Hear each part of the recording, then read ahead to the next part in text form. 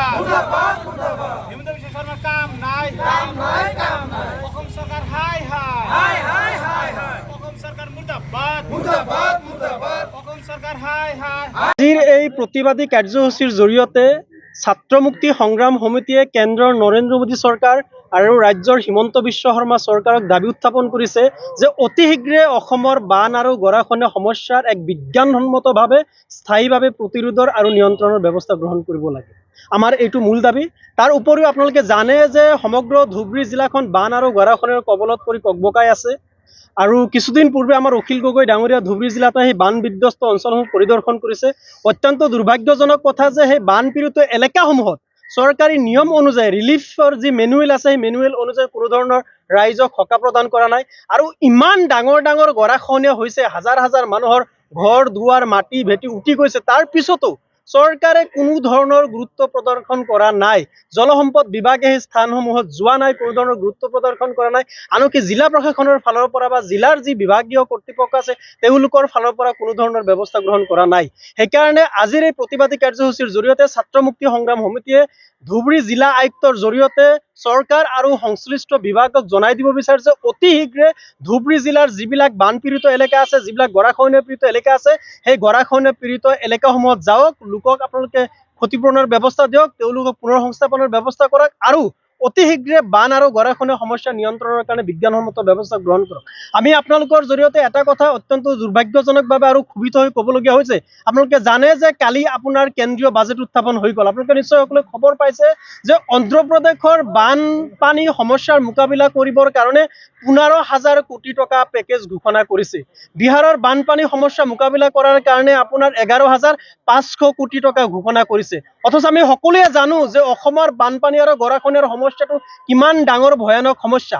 আচলতে অসমৰ সমাজ আৰু ৰাজনৈতিক জীৱনৰ যদি আটাইতকৈ গুৰুত্বপূৰ্ণ সমস্যা বুলি কোৱা হয় তেতিয়াহ'লে বান আৰু গৰাখহনীয়াৰ সমস্যাটোকে আচলতে কোৱা হয় 1 নম্বৰ সমস্যা, হয় নে নহয়? কিন্তু অসমৰ বানপানী আৰু গৰাখহনীয়া নিয়ন্ত্ৰণৰ কাৰণে কেন্দ্ৰীয় চৰকাৰখনে ঘোষিত বাজেটখনত এটকা এটাও আবণ্টন দিয়া নাই।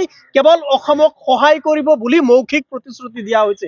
সেই মৌখিক প্ৰতিশ্ৰুতি শুনিয়ে আমাৰ অলগদ্য অপদাৰ্থ অকৰ্মণ্য মেৰুদণ্ডহীন মুখ্যমন্ত্ৰী হিমন্ত বিশ্ব শৰ্মা ডাঙৰীয়াই ফেচবুকত প্ৰধানমন্ত্ৰী নৰেন্দ্ৰ মোদী ডাঙৰীয়াক প্ৰশংসাৰে উপচাই পেলাইছে। অথচ এতিয়ালৈকে এটকা এটাও অসমৰ বান আৰু গৰাখহনীয়া নিয়ন্ত্ৰণৰ কাৰণে আবণ্টন দিয়া নাই। আপোনালোকে নিশ্চয় জানে, সাংবাদিক বন্ধু হিচাপে সাংবাদিক মহলে জানে যে আমাৰ কেন্দ্ৰত বিজেপি চৰকাৰ অহাৰ পিছৰ পৰা, অসমত বিজেপি চৰকাৰ অহাৰ পিছৰ পৰা অসমৰ বান আৰু গৰাখহনীয়া নিয়ন্ত্ৰণৰ সমস্যা মোকাবিলা কৰিবৰ কাৰণে অসমৰ ৰাজ্য চৰকাৰে 28,000 কোটি টকা কেন্দ্ৰৰ নৰেন্দ্ৰ মোদী চৰকাৰৰ পৰা বিচাৰিছিলে।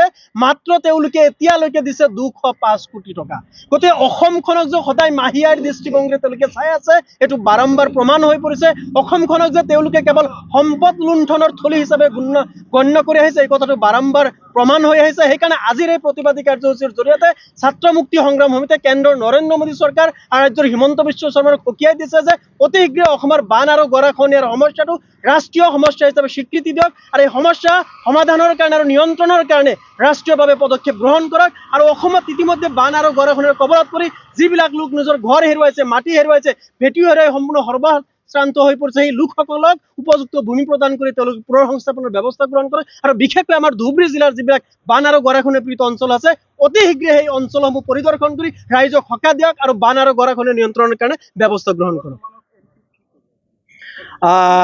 বৰ্তমানৰ সাংসদজনৰ প্ৰতি আমাৰ এটাই আহ্বান থাকিব যে বদৰুদ্দিন আজমল ডাঙৰীয়াক ধুবুৰী লোকসভাৰ সংসদীয় সমষ্টিৰ ৰাইজে 10 লাখ ভোটত পৰাজিত কৰি এক ঐতিহাসিক ভূমিকা পালন কৰিছে।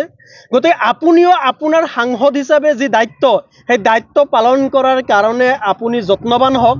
যদি আপোনাৰ সঠিক দায়িত্ব পালন নকৰে, আমি ৰাইজৰ দল বা অখিল গগৈ ডাঙৰীয়াই দেখিছে কেনেকুৱা ধৰণে ইণ্ডিয়া মহাজোঁটৰ প্ৰাৰ্থীগৰাকীৰ কাৰণে দিনে ৰাতিয়ে কষ্ট কৰি গাঁৱে ভূঞে চহৰে নগৰে চৰে চৰে গৈ কষ্ট কৰিছে। গতিকে তেখেতে যদি নিজৰ এই সংসদীয় সমষ্টিৰ ৰাইজৰ প্ৰতি যি দায়িত্ববোধ, সেই দায়িত্ববোধ সঠিকভাৱে পালন নকৰে, তেতিয়াহ'লে কিন্তু আমি ৰাইজৰ দলে কিন্তু তেওঁৰ বিৰুদ্ধেও আন্দোলনৰ কাৰ্যসূচী গ্ৰহণ কৰিবলৈ বাধ্য হ'ম। এই ঘটনা কিন্তু তেখেতক এতিয়াই সকীয়াই দিছোঁ। বিশেষকৈ ধুবুৰীৰ ৰাইজৰ যিবিলাক মৌলিক সমস্যা, বান আৰু গৰাখহনীয়া নিয়ন্ত্ৰণৰ সমস্যা, বান আৰু গৰাখহনীয়াত ক্ষতিগ্ৰস্ত হোৱা লোকসকলৰ পুনৰ সংস্থাপনৰ সমস্যা, চৰ চাপৰি লোকসকলৰ ভূমিপট্টনৰ সমস্যা, এই সমস্যাবিলাকক লৈ যদি তেখেতে সংসদৰ মাজত সৌৰভ ভূমিকা পালন নকৰে, তেতিয়াহ'লে ৰাইজৰ দল আৰু অখিল গগৈ ডাঙৰীয়াৰ নেতৃত্বত আমি কিন্তু তেখেতক উদাই নিৰো। এই ঘটনা কিন্তু এতিয়াই তেখেতক সকীয়াই দিছে।